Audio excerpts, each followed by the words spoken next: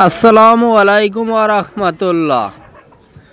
আপনারা যে সড়কটি দেখছেন এটা হলো ৭ নং হাজিরহাট ইউনিয়নের ২ নং ওয়ার্ডের চল্লরজ বাজার থেকে দক্ষিণ দিকে যাওয়া তনু মিয়া রোড নামে পরিচিত। এ রাস্তা নিয়ে কিছু না বললে নয়।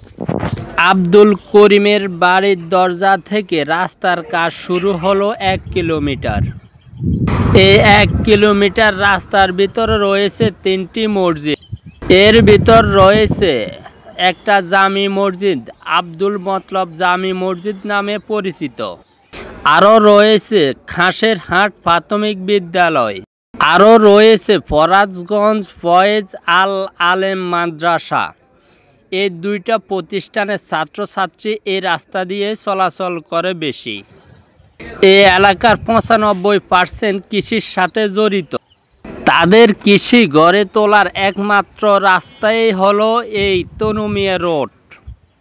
এলাকার সাধারণ মানুষের মনের কথা, কবে হবে আমাদের রাস্তার কাজ, আমাদের দুর্ভাগ্য।